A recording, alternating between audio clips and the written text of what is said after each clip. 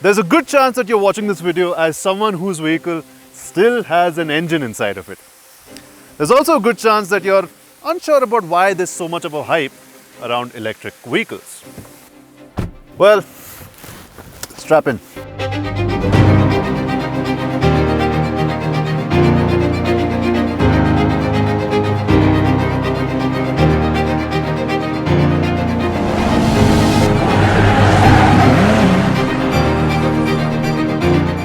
Mercedes-AMG has a bit of a show for you. Now this is the EQS53 4Matic Plus and it is a bit of a maniac. This is why.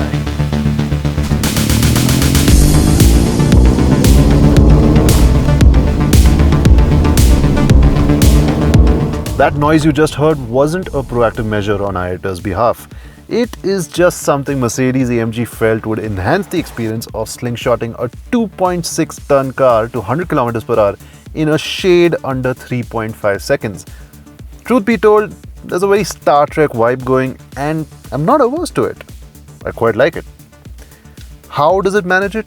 A massive battery, 107.8 kilowatt hours to be precise, develops and sends power to two electric motors to make a combined output of 761 horsepower and 1020 Nm. That's 1020. That is absurd. Now, if battery sizes still don't make sense to you, don't worry. You're in the same boat I am because they don't make sense to me either. 107.8 kilowatt hour. I guess that's about the same as, let's say, 6-liter V12, a fire-breathing 6-liter V12. Yeah, that sounds about right.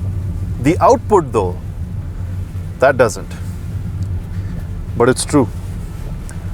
All the same, let's turn your attention to something else. Now, Mercedes-AMG, instead of trying to make you feel good by rolling out a red carpet, what they did was they rolled out a carpet of screens. And they call it the hyperscreen.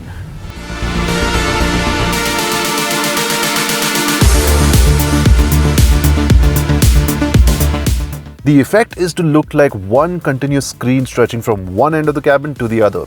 Well, almost, giving you all sorts of information and functions to toggle. In reality, it's 3 separate screens sitting side by side.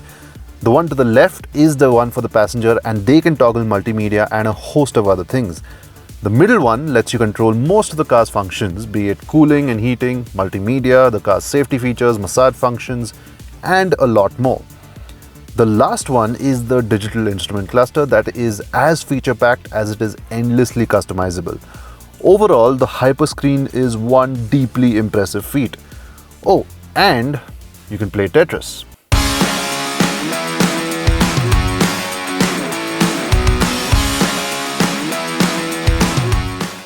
Now you might have noticed that the EQS is a massive car. In fact, it's over 15 feet long and maneuvering such a massive car could be a bit ridiculous. But don't worry, Mercedes has you covered.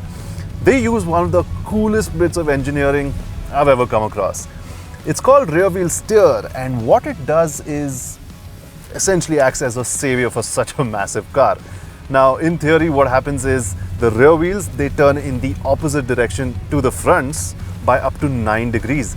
Now what this does is shortens your turning radius and gives you a really nice ability to make quick compact U-turns. Now that's up to 60 km per hour. Beyond that speed, the rear wheels turn in the same direction as the fronts and theoretically what this does is gives you better cornering agility.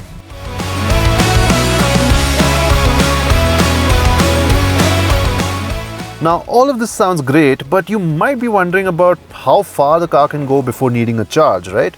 Well, unlike internal combustion engines, wherein a bigger engine would generally imply more fuel consumed per kilometer, electric vehicles work differently. The claimed range on a full charge is a whopping 580 kilometers. In real world terms, that should easily give you anywhere between 450 and 500 kilometers. That's not too shabby at all. That's great in fact.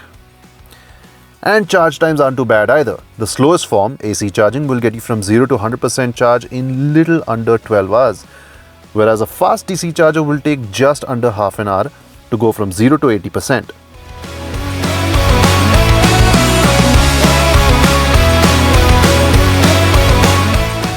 Now, it bears mentioning that you will end up getting into a sticky situation or two with the EQS, and that's just because of the sheer length of the thing. It's bound to scrape on a bad bump or a massive speed breaker. So, unfortunately, that's just how physics works. But Mercedes kind of has you covered over here. They have a small little thing called a lift function, which essentially raises it by a few crucial millimeters, and that kind of saves your hide more often than not. It's not completely flawless because it doesn't go up that much, but it's a good effort.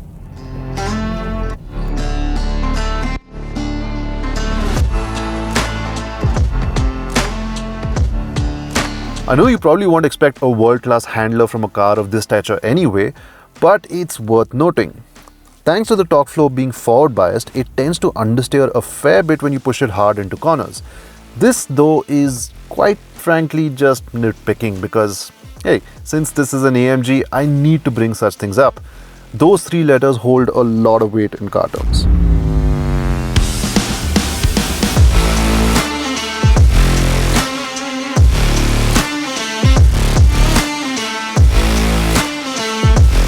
I have been all for electrics for a while now. Sure, you don't get the oral drama of a combustion engine, but it more than makes up for it in a lot of new and fun ways. And through all of this, I hope that the Mercedes-AMG EQS53 4Matic Plus, mouthful though it is, has made you a bit of a convert. One can hope, right? Anyway, thank you for watching. This is Forbes India Momentum. I'm Ronak, and I'm going to try and squeeze out a last bit of massage from those seats.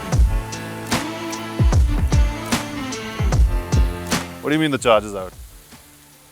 Who's been using it all this while?